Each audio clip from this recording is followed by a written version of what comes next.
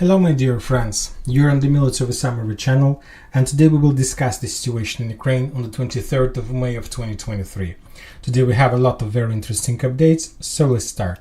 And the most important and the most interesting updates are coming from Belgorod area. As you know, the Russians, after the Ukrainians crossed the border, crossed another big red line, and after the Ukrainians managed to establish the bridgehead on the territory of Russian Federation, launched their counter-terrorist operation.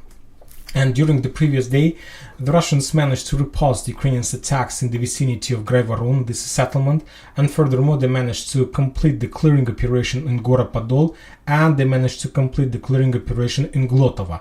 But as a result of yesterday's clashes, from the other side, the Ukrainians complete the creation of the small bridgehead in the vicinity of small settlement Kozinka, and this is the situation by the end of the previous day. If you remember, one more time I'm going to show you this video how everything started. This is the convoys of Ukrainian forces who were prepared before the beginning of that operation, and this morning the Ukrainian commanders, the Ukrainian military authorities took a decision to send more reserves, and the Russians published another video from the border detachment, from the borders checkpoint. In this area, as you can see, there are Ukrainian forces who have captured this territory. Currently, based on this video, they're preparing and making some kind of fortifications, some positions. As you can see, there are a lot of units, forces were moved in this area. Probably they're receiving some orders and preparing themselves before upcoming day. As soon as they came, the Russians launched another wave of counter-terrorist operation, and they were trying to push the Ukrainians back from this area. And somewhere at noontime, the Minister of Defense of Russian Federation published their own report about the situation in Belgorod. And based on that report, as a result of clearing operation, as a result of counter-terrorist operation, the Ukrainians lost 70 soldiers and 9 armored vehicles. Furthermore, the Russians published video confirmation of those attacks, of those losses. And the Russians were using all types of weapons they have. They were using guided bombs, they were using helicopters, they were using artillery attacks, the Russians were using drones and so on. And as you can see currently on the screen, you can see the results of those counter-terrorist operation, of those attacks. And as we discussed, the Ukrainians were, and according to the Ministry of Defense of Russian Federation, the Ukrainians were forced to leave this bridgehead and to step back on the Ukrainian territory. So somewhere by 7 p.m. Of the local time, the Ukrainians lost the entire bridgehead and were forced to step back. So let's update this map, showing the real situation in this area.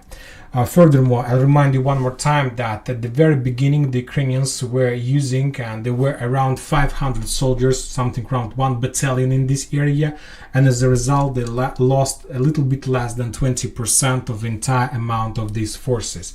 But this is not the final update that we received from this area. Many Western sources and Ukrainian sources started some kind of media war, media things from their side, and they were saying that as a result of during the day they managed to cross the border, not just in this area. For example, the Ukrainians were saying that as a result of fightings and storming operation, they managed to cross the border and to enter a small settlement by the name of Paroso, this one. So let's update this map based according to information we have. Furthermore, the Ukrainians also crossed the border a little bit to the east from the main bridgehead in the settlements of Gorkovskoy, this one, and a little bit further to the east in the vicinity of the settlements Bagun Gorodok and Shetinovka. So these were also Ukrainians' bridgeheads that they managed to capture, or at least they managed to enter during the day. But the Russians launched effective counter-offensive, counter-terrorist operation, and during the day, during the clearing operation on the main bridgehead, the Russians sent some reinforcements to every single Ukrainian position, and as a result of clearing operation, they managed to force the Ukrainians to step back from every single bridgehead that they managed to capture during the day. And by the 7 p.m. of the local time, the Russians stabilized the entire situation in Belgorod and returned control over the border, and published video and photo confirmations from this border checkpoint. During the previous night, the Ukrainians launched a massive drone attack above this territory, and one of the attacks went in direction of Belgorod, and as a result of that attack, the Ukrainian drone had dropped the explosive device at headquarters of FSB in Belgorod region. The Russians haven't provided us any information about the losses or about the casualties as a result of that attack. One more time, I'll remind you that this operation was completely prepared by the Ukrainian intelligence and Ukrainian special forces under control of the head of that service, General Kirill Budanov. He is the head of the main Directorate of Intelligence, and this entire operation was prepared by him. Furthermore, recently he reported that the Ukrainians were going to continue using such a method of attacks, and I believe and I expect that within the next months we're going to see more attempts from the Ukrainian side to cross the border and to make panic and attacks along the border, trying to create some kind of buffer zone between Ukraine and the territory of Russian Federation. One more time, the main forces that took place in that operation were Free Russian Regiment, it's the part of Russian Democratic Republic forces, and Russian Volunteer Corps, the same forces. Furthermore, today we receive another update that Ukrainians took a decision to send reserves and to send special unit Kraken to the border, so probably those forces of that unit also took part in that entire operation. Furthermore, the Russian intelligence reported that when talking about the main bridgehead, there were around 500 soldiers during the day, and when talking about the bridgehead a little bit to the east that the Ukrainians were trying to develop, there were around 2,000 soldiers during the day. But as you can see, currently the Ukrainians left the Russian territory, and we'll see what is going to be next. And that's it about the situation with Belgorod. Now let's go to the front lines and let's talk about the situation on the ground. And first we're going to discuss the Kupiansk front line. The Ministry of Defense of Russian Federation reported that as a result of active and successful storming operation, the Russians managed to develop their bridgehead in the vicinity of a small settlement Masyutovka. This one, they haven't provided us any information about the direction of attack of those forces, so I'm drawing this arrow softly just to show possible direction of those forces. But this is a very interesting region because the Russians are saying, and most of the deployment maps and some sources are saying, that this area was deployed another private military campaign by the name of Storm Z. So it's a Russian PMC, and this Russian PMC, according to some sources, belongs to the head of Russian Ministry of Defense, Shoigu. So as we can see, after a great success of Wagner's, the Russians take a decision to create a lot of alternatives to Wagner's, and probably this Storm Z squad is some kind of alternative to the Wagner's, because this Storm Z squad also consists of ex-prisoners and ex-officers of the Ministry of Defense, and probably these days it was some kind of test in combat of that squad, of that unit. And because based on the report that we received from Ministry of Defense, I believe that this squad was pretty successful, and I believe that the Russians will try to develop this squad and types of this PMC in the future. Now let's move further to the south, and currently we are moving to the Liman front line. There are no changes on Liman front line, just the regular artillery duels, and the Russians reported that as a result of fierce fightings, the losses were around 65 soldiers and 6 armored vehicles, including 1 tank from the Ukrainian side. As you can see, nothing extraordinary, no changes and so on. Interesting updates are coming from Siversk bridgehead. The Ministry of Defense reported that as a result of artillery attack, the Ukrainians lost another ammo depot of 60th Mechanized Brigade in the vicinity of Verkhnyokamyanska.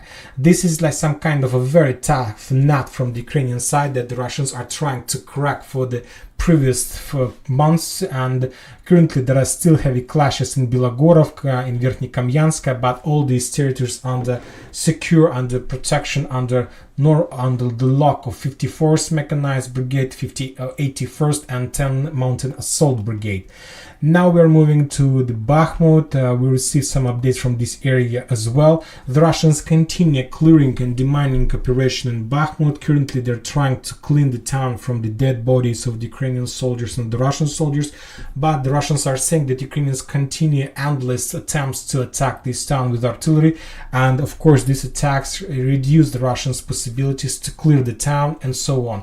From the Russian side, they will report that as a result of artillery attack, they managed to destroy the ammo depot of 64th Mechanized Brigade in the settlement by the name of Stupachki. As you remember, there are 2 days left, and according to the official announcement of Prigozhin, the head of Wagner's, they will leave Bakhmut very soon, so we'll see this. Very interesting updates are coming from the south area, from Donetsk front line. For example, today the Russians reported about attack against the headquarters of the 24th Mechanized Brigade. They have destroyed these headquarters. They haven't provided us any interesting numbers. I believe we're going to see them later. And very interesting updates are coming from Avdiivka bridgehead. The Russians reported that they continue advancing from Krasnogorovka, Novobakhmutovka in direction of Novokalinovo.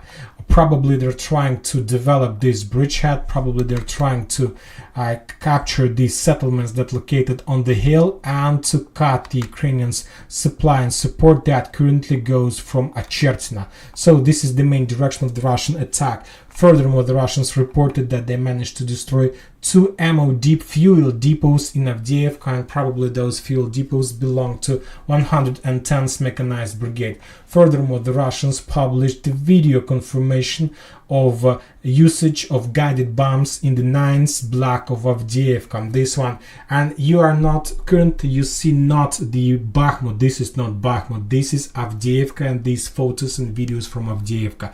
As you can see, most of the buildings in that block are ruined. This is another high-rise buildings area that the Russians need to clear before they are able to move further and to enter with their storm squads inside of the town. So probably we see the first, or maybe not the first, but some steps to continue encirclement and storming operation of this fortress, another fortress in Ukraine, Avdiivka fortress.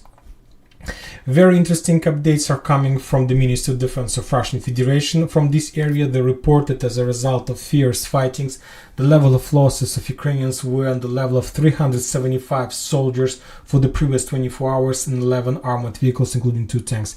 As you can see, the level are very high, and probably of course, it's up to you to believe or not these numbers. We're just using these numbers to understand and to analyze where, according to the Ministry of Defense, is the most fierce and the most clashes, and where is the most active front line. And based on that report, Donetsk still has the first position in the list, and all these video and photo confirmations probably show us the real direction and where exactly most of those losses took place.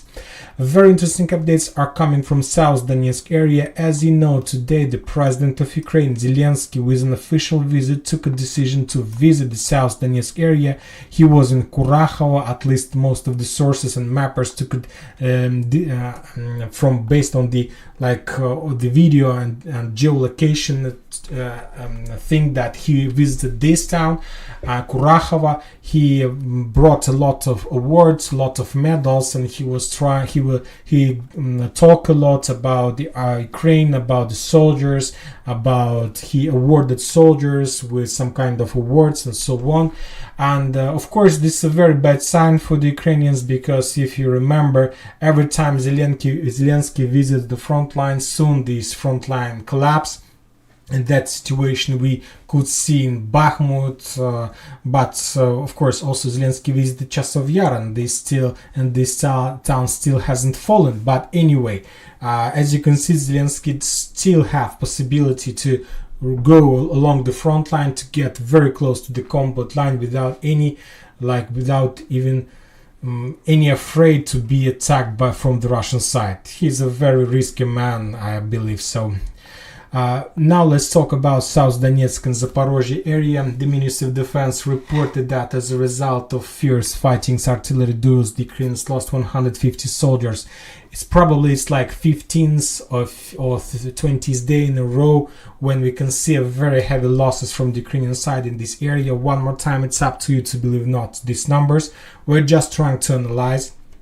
and to understand where exactly, according to the Ministry of Defense of Russian Federation, we can find the most fierce fightings. And currently South Donetsk takes the second position in the list of the front lines in Ukraine.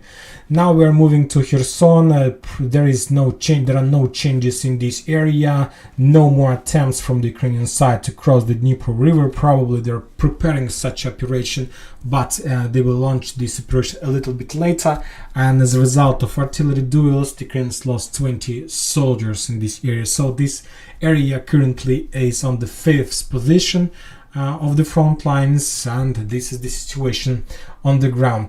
And that's it for today. Military Summary channel reminds to condemn any violence in Ukraine. Thank you for your watching. Subscribe to my channel, put your likes, join my Patreon, and have a good day. Bye bye.